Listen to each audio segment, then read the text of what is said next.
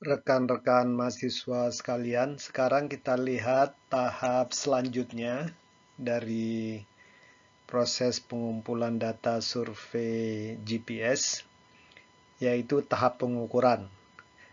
Nah, dalam melaksanakan tahap pengukuran, ada beberapa prosedur ya yang harus dilaksanakan sesuai dengan urutan berikut, yaitu pengecekan titik, kemudian ada prosedur sebelum pengamatan, ada prosedur saat pengamatan, dan ada prosedur setelah pengamatan ya. Coba nanti kita lihat satu persatu bagaimana ininya ya. Nah, prosedur pertama yang harus dilaksanakan ya setelah tim tiba di lokasi, kita namakan ini tahap pengecekan titik GPS ya. Dan biasanya dalam tahapan ini kan ya tugunya sudah ada ya, sebagaimana ilustrasi gambar di sini. Nah, ada beberapa hal yang perlu diperhatikan. Jadi yang pertama adalah best practice. Kalau kita menemui atau ya sowan lah ya ke orang-orang yang secara struktural atau kultural dituakan di sekitar lokasi titik pengamatan. Atau minimal kita kulonuwun dengan orang-orang yang rumahnya paling dekat lah dengan titik kita ya. Untuk ya memberitahu bahwa kita misalnya dari mana akan melakukan pengukuran di lokasi tersebut dan tujuannya untuk apa ya. Karena kadang-kadang kalau nanti bisa salah tafsir, misalnya orang-orang di sekitar situ mikirnya mungkin akan ada penggusuran, ada pengukuran, nah ini bisa berabe juga ya. Jadi kita perlulah ya melakukan silaturahmi dengan orang-orang yang di sekitar titik yang akan kita ukur ya. Nah, kemudian tentunya kalau kita sudah di lapangan dan kita sudah siap-siap centering alat, receiver di titik dan segala macam, kita juga komunikasi dengan tim-tim lapangan lainnya ya, untuk mensinkronkan waktu pengamatan. Jadi ini komunikasi dengan tim-tim yang dalam satu sesi pengamatan ya. Karena nanti kita harus mulai sama dan berhentinya sama ya. Dan kemudian tentunya kita juga perlu ngecek ya. Jadi kita lihat di tugunya apakah memang titik yang di monumen itu sama dengan nomor titik yang akan kita amati ya. Untuk ini saja ya, untuk istilahnya ngecek ulang lah ya. Biasanya kan tidak akan salah lah ya. Nah, kemudian kita juga lihat, kita kan bawa diagram obstruksi biasa tim lapangan ya, yang sudah dibuat oleh tim yang reconnaissance. Jadi kita lihat di formulir reconnaissance titik, apakah kondisinya masih sama atau adakah perubahan-perubahan ya. Biasanya kalau antara waktu reconnaissance dengan pengukuran tidak terlalu lama ya biasanya tidak banyak perubahan lah ya ininya. Kemudian kita pada saat pengukuran kalau kita bawa kendaraan, kalau bisa parkirnya jangan terlalu dekat dengan titik ya. Jadi ini untuk meminimalkan kemungkinan terjadi obstruksi dan juga multipath ya. Kalau gitu ya. Jadi ini kebiasaan yang baik, dijauhkan lah ininya. Nah, kemudian sebelum pengamatan, jadi setelah titiknya kita cek ya, sudah oke. Kemudian kita keluarkan tentunya nanti peralatan survei dan segala macam di sekitar titik. Kemudian biasanya kita centeringkan alat receiver GPS di atas titik. Kemudian kita cek semua kabel pengamatan, jadi misalnya antara baterai kering, antena, controller, dan segala macam. Tergantung inilah ya, tergantung receiver yang dipakai ya. Intinya bahwa receiver GPS beserta antenanya itu sudah semuanya sudah siap untuk beroperasi, kemudian juga sudah disenteringkan ya antenanya secara baik di atas titik, kemudian ya. Kemudian juga antena telah diorientasikan ke arah yang benar, jadi biasa nanti di antena ada tanda ke arah utara, nah itu kita arahkan ke arah utara ya. Jadi tujuannya ini juga nanti agar pada saat pengukuran relative positioning, kalau kedua antena diorientasikan ke arah yang sama, tandanya misalnya utara ke utara, nanti phase centernya relatif kesalahannya nanti akan sama lah ya. Untuk pengamatan ke satelit-satelit yang tertentu ya, sama. Jadi nanti di differencing bisa berkurang banyak lah. Tapi biasa tinggal ikut aja, biasa di antena ada tandanya lah. Tentunya kemudian kita ngeset di controllernya, ada tergantung receivernya nanti ya. Kita set dari mode pengamatan, koordinat pendekatan, perekaman datamu berapa detik, mass angle berapa derajat, datumnya kita pilih, biasanya WG84 kan. Kemudian kita tulis nomor titik, nama proyek, zona waktu, apakah WIB atau UTC atau apa gitu ya. Kemudian ini kalau mau pakai mode otomatis bisa ya, mulai dan selesainya. Dan kemudian ukur tinggi antena ya, biasa ya. Nah, kemudian kalau sudah semua, tentunya komunikasi dengan tim lapangan yang lain, siapkan receiver untuk berada dalam kondisi siap untuk mengamati ya. Kemudian lengkapi bagian pra pengamatan pada formulir catatan lapangan. Dan kemudian beritahukan tim-tim lapangan lainnya yang masih dalam satu sesi untuk siap-siap mengukur ya. Jadi makanya memang best practice kita sampai di titik yang akan diamati itu ada waktu tertentu lah, jeda ya, untuk ngisi macam-macam ini ya. Atau bisa juga controllernya sudah disiapkan sebelumnya, pada saat perjalanan ke sana sudah diisi ya, sehingga pada saat di titik pengamatan itu tinggal ngecek saja, oh sudah benar, sudah oke gitu ya. Itu salah satu best practices lah.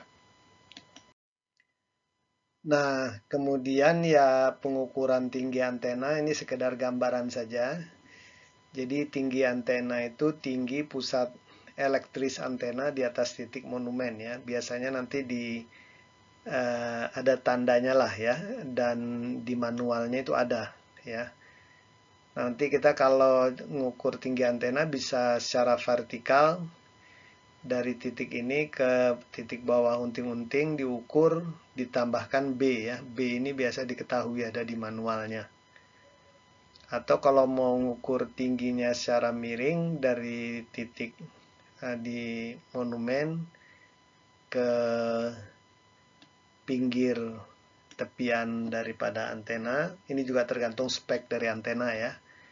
Ininya C diukur, kemudian R juga diketahui dari manual alat, sehingga tinggi antena bisa dihitung ya. Nah, tinggi antena ini dapat diukur secara vertikal maupun secara miring, nanti terserah ya, tergantung antena receiver GPS yang kita gunakan bagaimana karakteristiknya. Dan tinggi antena dalam satu sesi pengamatan itu diukur lebih dari satu kali sih ya. Biasanya sebelum pengamatan, kemudian di tengah pengamatan, dan yang terakhir di akhir pengamatan ya. Biasanya 3 kali lah kita ukur ya. Nah, prosedur saat pengamatan selanjutnya ya, kalau kita sudah berkomunikasi dengan tim-tim lapangan lainnya, semuanya sudah siap, ya kita tinggal on-kan saja, memerintahkan receiver untuk GPS memulai pengamatan ya. Dan biasanya selama pengamatan memang sebenarnya bisa ditinggal ya. Katakanlah misalnya sesi pengamatannya 2 jam di situ. Biasanya setelah kita atur semuanya dan sudah kita on-kan, sudah jalan, kita lihat sudah jalan ya. Sebenarnya bisa ditinggal sementara ya. Atau diawasi dari jauh lah. Misalnya kita duduk di dekat warung yang beberapa ratus meter dari titik, kita amati dari jauh, kemudian sekali-kali kita tengok ya. Tapi memang best practice-nya tuh harus ada selalu yang menjaga ya. Karena pertama-tama kadang-kadang ada saja, apalagi kalau di dekat perkampungan ya, ada orang-orang, anak-anak yang ingin tahu ya, dekat-dekat mereka melihat. Atau kadang-kadang kalau di pedesaan mungkin ada binatang, ternak yang lewat dan seterusnya ya. Jadi harus dijaga jangan sampai mengganggu. Tergantung kondisi lapangan lah ya. Kalau kondisinya memang sepi, tidak ada siapa-siapa ya bisa lebih mudah menjaganya ya. Dan nanti di akhir pengamatan ya harus dipastikan bahwa receiver GPS itu kita cek sudah merekam data dan segala macam. Datanya sudah masuk dan seterusnya, baru kemudian kita berhentikan, kita stop untuk mengamati satelit dan semua data telah terekam dengan baik ya, kita pastikan itu. Nah, setelah pengamatan selesai ada prosedur yang harus dilakukan juga, yaitu beberapa hal. Pertama, meskipun sebelumnya sudah janjian berhenti jam berapa, tapi beritahukan tim lainnya bahwa receiver telah selesai melakukan pengamatan ya. Tapi biasanya sih sebelumnya pun kita sudah call-callan ya. Misalnya 10 menit lagi kita berhenti ya. Nah, nanti berhenti, sesudah itu kan siap-siap bergerak ke titik pengamatan lainnya dalam sesi tersebut ya. Dan kemudian tentunya ukur kembali tinggi antena dan cek apakah centering berubah ya. Kalau ada perubahan ya di formulir catatan pengamatan itu, catatan lapangan ya kita jelaskan ya. Kalau misalnya tinggi antenanya, kalau tinggi antena kan ditulis lagi ya. Tapi kalau centering, kalau misalnya dia berubah sedikit ya dituliskan saja ya kenapa ininya. Dan itu di formulir catatan lapangan adalah kita isi semuanya ya. Dan tentunya kemudian setelah semuanya oke, data segala macam udah aman, tersave, ya kemudian kita bereskan peralatan, masukkan kembali receiver, antena, kabel-kabel segala macam ya, tribra, tripod ke dalam, biasanya ada kotaknya ya, untuk akan kita bawa ke tempat sesi pengamatan selanjutnya ya. Nah, kemudian setelah kita misalnya mengamati beberapa titik dalam sesi pengamatan tersebut dan pada akhir hari pengamatan, biasanya di base camp sih lah ya, yang kita lakukan adalah kita mendownload data dari setiap kolektor data receiver ke komputer ya. Jadi file-file data pengamatan hari tersebut kita pindahkan, kita download ke komputer atau laptop, kemudian lakukan penggandaan ya, backup dari semua data tersebut, di backup ke hard disk atau ke USB ya, atau juga ke cloud ya. Dan kemudian seandainya diperlukan ya kita bersihkan memori, dalam artian kalau misalnya kolektor data kita memang kapasitasnya tidak besar dan juga untuk besok kan harus ngamati ya, daripada besoknya kekurangan kapasitas ya kita bersihkan ya. Kecuali kalau misalnya besar sekali kapasitasnya ya kita biarkan saja, kita tinggalkan sekalian untuk backup juga ya. Kemudian cek tentunya baterai kering biasanya atau basah kalau masih ada, kita charge kembali semua baterai dari receiver. Dan tentunya nanti malam-malamnya ya kita lakukan briefing lah ya. Kita biasanya sih tim-tim yang terlibat, tim lapangan, briefing, mungkin laporan apakah ada kejadian-kejadian yang perlu diperhatikan agar besoknya tidak terulang kembali.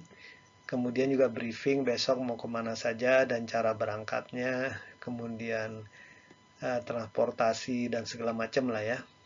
Nah, ini dilaksanakan briefing harian ya. Nah, terkait proses pengunduhan data GPS, perlu ditekankan bahwa setiap hari, jadi setelah pada hari tersebut semua sesi pengamatan selesai, maka pada malam harinya di base camp semua data yang ada di dalam receiver GPS di download ya, diunduh ke komputer lah ya. Jadi kita harus mengunduh semua file data dari receiver ke komputer, kemudian kita cek ulang apakah semua data sudah ditransfer, dan sebaiknya langsung lakukan penggandaan ya, backup ke hard disk atau USB, dan juga kalau ada bisa ke cloud ya langsung ke cloud ya. Dan nanti seperti disampaikan sebelumnya, kalau memang kapasitas memori receiver kita kurang besar ya, kalau setelah semuanya di backup ya dan ada di komputer ya bisa dihapus sebenarnya ya yang di dalam receivernya. Dan nantinya tentunya kalau untuk cara downloading ya, kita bisa baca dari manual receiver yang bersangkutan lah ya. Tapi yang penting pastikan sudah di download ke komputer, kemudian ada backupnya di hard disk atau USB kalau bisa 2 rangkap, dan sebaiknya memang kita juga gandakan atau backup di cloud ya. Jadi kita aman lah, semuanya ada ya datanya. Nah, seperti disampaikan sebelumnya, kita ulang lagi. Jadi sebaiknya memang backup itu, penggandaan itu ada 2 kopi lah ya. Ada di kalau hard disk atau USB kita best practice punya 2 lah ya. Jadi kalau satu hilang atau rusak, satu bisa masih ada, dan lebih bagus lagi kalau ada juga di cloud ya, biar lebih aman. Apakah di Dropbox ya atau Google Drive dan seterusnya ya. Jadi kita punya banyak backup lah. Dan nantinya juga dalam penamaan file, backup segala macam, coba dibuat struktur direktori yang standar ya, kan sudah ada cara penomoran dan segala macam. Tujuannya itu biar lebih mudah mencari nanti ya, apalagi kalau jumlah titiknya banyak sekali, misal ratusan ya, biar gampang nyarinya. Struktur direktorinya itu dibuat yang bagus lah ketentuannya, apakah hari pengamatan, nomor titik atau segala macam ya. Jadi sesuaikan dengan konvensi penomoran yang sudah ditetapkan sebelumnya. Dan kemudian kalau untuk hard disk dan USB ya, kalau mau lebih aman lagi coba dicek kemudian dengan komputer lainnya bisa dibaca apa enggak ya. Jangan sampai sudah kita gandakan tapi kemudian tidak bisa dibaca di komputer lain ya. Ini juga repot nantinya. Dan tentunya setelah proses penggandaan selesai, semua USB, hard disk diserahkan ke koordinator pengolahan data ya. Dan nanti best practices juga kalau menyimpan hard disk atau USB yang hasil penggandaan atau backup itu yang 2 copy misalnya disimpan di 2 tempat yang berbeda lah. Satu misalnya ditaruh di tas mana, satu tas mana ya, atau gimana lah, agar jangan sampai nanti kalau hilang semua ya. Tapi kalau sudah ada di cloud minimal ya itu udah lebih aman lah ya. Nah, kemudian juga yang perlu dicamkan bahwa briefing harian yang malam hari itu memang itu juga best practice dalam suatu survei GPS ya, seperti kita sudah sampaikan sebelumnya. Jadi setiap malam hari itu ada briefing, dipimpin oleh koordinator lapangan biasanya ya. Jadi umumnya sih untuk mendiskusikan untuk besok hari ya. Apakah semua tim sudah paham rencana pengamatan, pergerakan antar tim, kemudian juga sketsa lokasi untuk setiap tim sudah jelas semua, transportasi juga sudah oke gitu ya. Kalau ada pertanyaan-pertanyaan biasa diselesaikan di briefing tersebut, dan juga kalau ada permasalahan hari itu ya, agar tidak terulang besoknya ya juga dicek di situ ya. Jadi briefing ini memang baguslah dibiasakan ya, dan juga untuk menjaga kekompakan ya, silaturahmi ya. Jadi biar juga anggota tim itu semua guyup lah, saling kenal mengenal ya. Nah, setelah pengukuran selesai, jadi dalam pelaksanaan survei statik GPS ya, setelah semua pengukuran di lapangan selesai, maksudnya semua titik telah diukur, semua sesi pengamatan telah dilaksanakan dengan baik, maka ada beberapa hal yang harus diperhatikan. Pertama, kita harus memastikan bahwa semua dokumen survei sudah dikumpulkan kembali dan disimpan di tempatnya masing-masing. Tentunya kalau data pengamatan tadi kan sudah ya, sudah kita unduh dan sudah ada di cloud ya. Tapi dokumen-dokumen dan segala macam formulir-formulir pengukuran yang sudah diisi itu jangan sampai hilang ya, dikumpulkan semua. Karena itu nanti untuk keterangan dan untuk juga pembuatan laporan. Kemudian tentunya semua peralatan yang dipakai, GPS, receiver, antena, tripod, tribra, dan segala macam ya.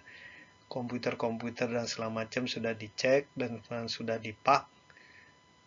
Dan kalau ada hal-hal yang misalnya peralatan yang ada masalah dan kalau perlu diperbaiki ya langsung diperbaiki ya. Misalnya ada tripod yang longgar-longgar atau mau copot gitu ya, langsung dibereskan lah. Jadi semuanya ini kalau bisa ya kembali seperti pada saat berangkat awalnya lah ya ininya. Nah, kemudian pada tahapan setelah pengukuran ini ada beberapa hal yang harus diperhatikan oleh personil-personil yang terlibat ya. Kalau ketua tim pelaksana tentunya bertanggung jawab untuk memastikan bahwa seluruh kegiatan setelah pengukuran sudah selesai dengan baik tadi ya. Data, dokumen, peralatan sudah oke semua. Dan tim bisa pulang ya, sudah siap. Kemudian ketua-ketua tim lapangan ini mereka yang lebih punya tanggung jawab terhadap peralatan survei tentunya, karena mereka yang setiap harinya membawa kan, jadi mereka mungkin tahulah ininya ya, permasalahan-permasalahan terhadap peralatan yang dialami, dan kalau ada hal-hal yang perlu dilaporkan, diperbaiki ya harus disampaikan ya. Nah, kalau koordinator pengolahan data, dia harus memperhatikan semua keberadaan data, backupnya ya, baik di hard disk, USB maupun di cloud ya. Kemudian data-data yang ada di komputer atau laptop dan semuanya sudah aman segala macam ya, untuk dibawa pulang ke office di kota biasanya dari lapangan ya. Jadi ini tanggung jawab personil yang harus diperhatikan. Kemudian pada tahapan ini terkait dengan pengumpulan dan penyimpanan dokumen, tentunya ketua-ketua tim lapangan nanti harus mengembalikan seluruh dokumen informasi perencanaan survei dan catatan lapangan ke ketua tim pelaksana ya. Jadi yang tadi sudah diisi catatan-catatan lapangan segala macam itu dikumpulkan semua ya. Jangan sampai dibawa oleh masing-masing tim atau anggota tim ya, nanti berceceran lagi ya, dikumpulkan semua. Dan kemudian juga ketua tim pelaksana harus memastikan bahwa semua formulir rekonesan dan catatan lapangan telah dikumpulkan ya, dan disimpan di dalam foldernya sendiri, misalnya folder rekonesan namanya. Dan tentunya nanti kalau sudah bentuknya digital, apakah perlu semuanya di-scan ya, di-scan kemudian dimasukkan ke folder khusus di komputer, bisa juga itu ya, jadi lebih tahan lama lah nantinya ya, lebih baik lah. Kemudian pengecekan dan perbaikan receiver GPS kalau seandainya ada ya. Biasanya sih sebelum betul-betul meninggalkan lapangan ya dicek dulu satu-satu lah ya.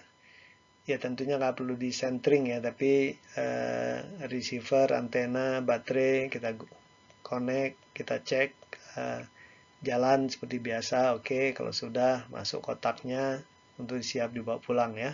Terus semuanya kita cek lah semua peralatannya. Kemudian harus dicek juga semua komponen ya, lengkap, tidak ada yang ketinggalan di lapangan, tidak ada yang hilang ya. Dan kalau ada yang rusak-rusak ya tolong dicatat, apakah bisa diperbaiki di lapangan ya mangga ya, kalau yang ringan-ringan mungkin bisa di lapangan. Tapi kalau misalnya yang agak berat dan perlu katakanlah diperbaiki nanti begitu sudah kembali ke kota ya tinggal dibikin catatannya ya. Tapi yang penting semuanya dicek dan terdata lah. Nah, kemudian juga komputer ya dan data ya harus kita cek ya. Jadi memastikan aja lah ini sebenarnya ya. Jadi kita cek bahwa data-data pengamatan, backupnya, baik di hard disk, USB, cloud, sudah disimpan atau tersimpan dengan baik. Kemudian juga kalau bisa semuanya kita password lah ya. Jadi tidak ada nanti yang bisa atau merubah-rubah lah ya, atau tidak sengaja menghapus atau terhapus ya. Jadi statusnya write protected dan ada passwordnya ya. Kemudian juga tentunya ya sebelumnya ya kita harus pastikan bebas dari virus lah ya. Itu udah standar lah ya. Komputernya pun harus bebas dari virus ya.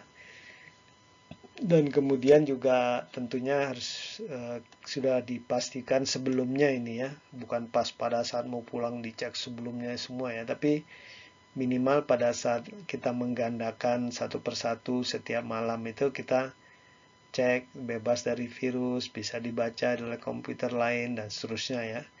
Jadi begitu di akhir sekali itu tinggal membereskan yang kurang-kurang saja ya. Dan kemudian kalau seandainya memang diperlukan untuk keperluan security lah kadang-kadang ya. Jadi kalau sudah tergandakan dan segala macam, kemudian di backupnya juga sudah ada, di cloud sudah ada, sebaiknya memang yang komputer yang ada data-datanya itu dibersihkan saja. Karena kan nanti kadang-kadang kalau surveinya ini punya perusahaan tertentu ya, apalagi kalau punya nilai konfidensial ya, tentunya kan tidak mau mereka data ini terbawa di komputer kemudian terkopi oleh orang lain dan seterusnya. Jadi biasa dibereskan dulu lah ya untuk ininya. Jadi itu kira-kira